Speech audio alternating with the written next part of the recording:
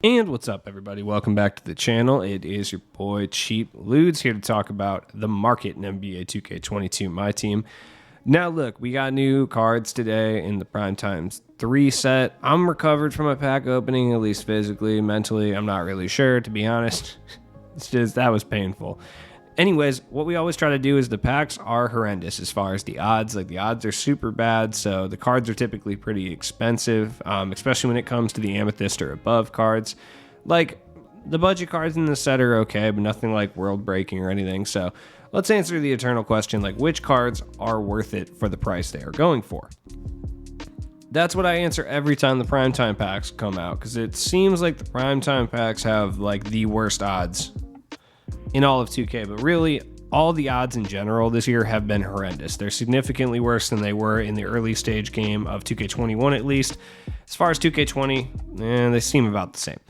So Larry Kanon is really solid. Now, he's not shooting any threes with that 59-3, but he's got a 90 driving dunk, 84 ball handle. Like, he's got big size at 6'9". He's fast too. He's got a 6'10 wingspan. Overall, super solid. Like, he's going for, I think right now I saw him for about 2,200, but give it an hour or two, he'll probably be down to like 1,300, 1,200, something around that range. Overall, he's solid. He's got Jump Shot 4, which is the Devin Booker release, which is overall pretty decent. I don't know why they gave us Larry Kanon, though. Like, we already have a diamond token Larry Kanon. So I don't really know why we got this one, which, by the way, if you were ever thinking of getting the diamond token Larry Kanon, don't. Like, this Sapphire is about as good. Literally, it's just got a few less gold badges. That's about it. 3 balls the same. Everything is essentially the same, so just don't get it. He's good, though. If he goes down to like 1,200, it's definitely a Sapphire you should pick up, especially for offline challenges. Now, Rick Smits, depends what he's going for before I say he's worth it. Now, I'm going to do some comparisons on him. So the verdict on Larry Kanon is, yeah, if he's, basically like a buyout, like 1,000 MT or less, he's worth it. In regards to Rick Smits, which I always like Rick Smits because he has a mullet and he's Rick with only 1K, which I think is super sick.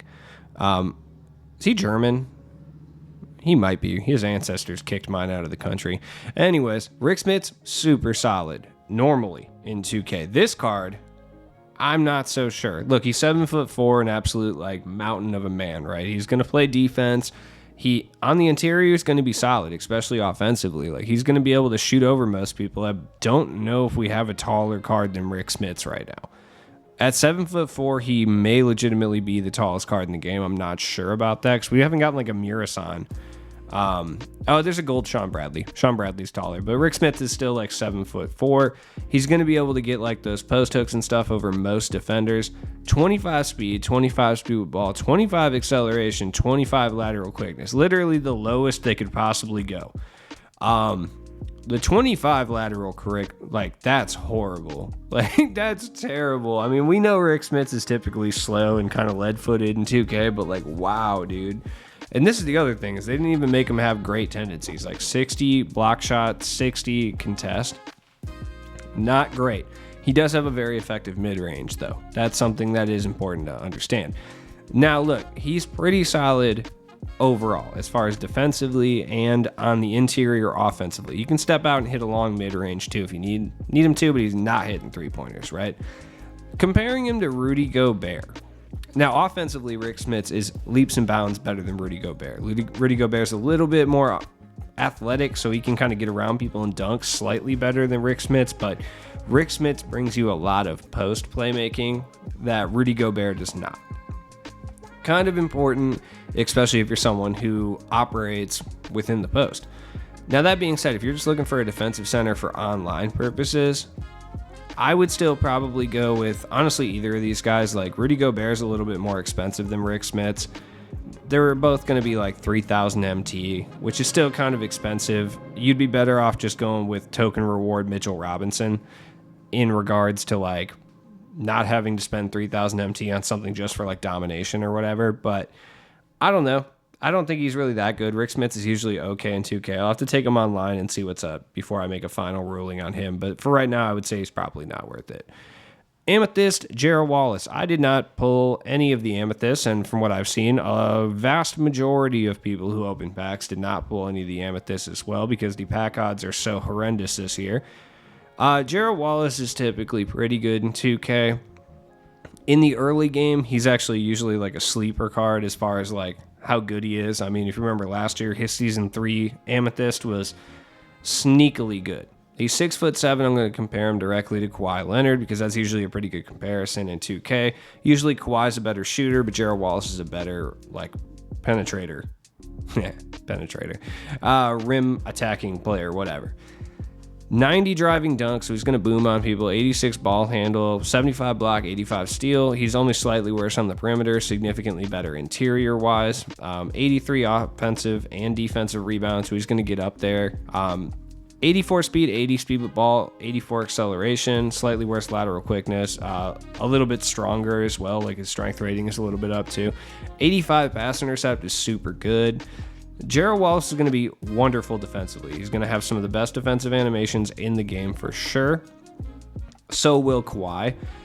And he's going to be about half the price of Kawhi. Now, the basic difference here is that while Kawhi has gold clamps, whereas Gerald Wallace has silver, it's not really a big deal. Most cards don't have high tier quick first step at this point, so it's not really that big of a detriment to Gerald Wallace. He's just not going to be that good of a shooter. He's still got a greenable jump shot, though. He's got the same base as Larry Kanon, which is really solid. You really can't upgrade many of Gerald Wallace's badges, though. Like, you can't give him a single shooting badge. Like, not even, like, volume shooter. Very unfortunate. Either way, if you're okay with the hit in shooting, grabbing Gerald Wallace as a defensive stopper is not the worst move in the world. He's actually pretty good. I'd wait for his price to come down, though. All right, the man of the hour, Devin Fox, probably the most hyped card in this set because we all know Devin Fox is super overpowered in the early game in 2K. Like, he is because he's always the fastest card in the game. Him and Derrick Rose are always, without a doubt, the fastest cards in the game when they come out. AI is usually up there too, but Devin Fox and Derrick Rose are typically the quickest. Or if we get an early game, John Wall's really fast too. But either way, Devin Fox looks good. Now, here's the problem. He's like almost 50K. I think at the low end, you can get him for like 39 or 40. 76 three-pointer, not terrible. Not terrible. Only an 80 mid-range, which isn't awful. It's fine. 80 driving dunk, which is okay. He's so fast, it's not a big deal. Defensively, he's not the worst card in the world. I'm comparing him to James Silas because they're pretty comparable. 95 speed with ball, 95 acceleration, though. 85 lateral quickness is solid. 90 hustle. Let's go. Either way, look, Devin Fox is exactly what you would expect him to be. He's a speed demon card. He's got okay tendencies, too. That 85 contest shot tendency is going to be very overpowered, especially if you're someone who plays off-ball defense consistently.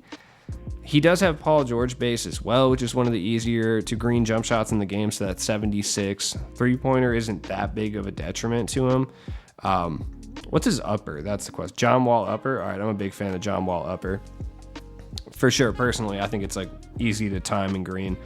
That being said, you know, there are some issues with him. The fact that you can't give him any additional shooting badges. He only has like mismatch expert, difficult shots, hot zone hunter, and lucky number 7.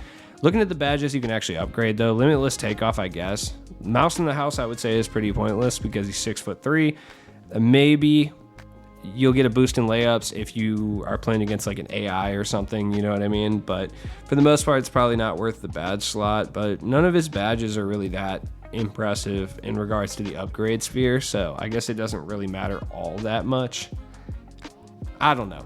Is he worth 40K? Probably, because he's one of the better point guards in this game. He's up there for sure, so he's probably worth that. I just don't know if you should pay it, if that makes sense. You know what I mean? Chris Bosh. I would make like a pterodactyl noise, but I like literally can't do that, so I'm not even gonna try. Also, it's played out. Look, he's 6'11" with a 7'3" wingspan. He can shoot. He's got hot zones in the corners, which is super tight. Altogether, one of the best and most well-rounded big men in the game. The only thing he's not going to be doing is handling the rock, which is not that big of a deal. Like, he's also not the fastest card in the world. 65 speed for somebody who's 6'11" isn't awful either. 65 acceleration too. And as far as his badges go, like, he's got like Grace Under Pressure, Hoff, and Dream Shake, which are very Chris Bosh-like badges to have. He also has the Pat My Back, whatever these things are. I forgot what they're called, like quirks or whatever. He responds best when patted on the back. I really wish that was something that would like come into effect during the game. That would be great. That would be fantastic. As far as like additional badges, you can give him every single shooting badge, which is cool. You can't give him any playmaking badges, and you can give him every single defensive badge as well. And he comes standard with a couple decent ones already. Not the greatest. Now, here's the problem that I have with this card. He has set shot 7, which I have never used. And I'm very curious. He doesn't have the base 22 he had last year, so I'm going to have to look into that. Look, Allen Iverson is Allen Iverson, right? And Chris Bosh will probably settle somewhere around 150K, by the way. Allen Iverson, possibly more. I could see him actually being like 200, 300K, just because he opens up the floor so much.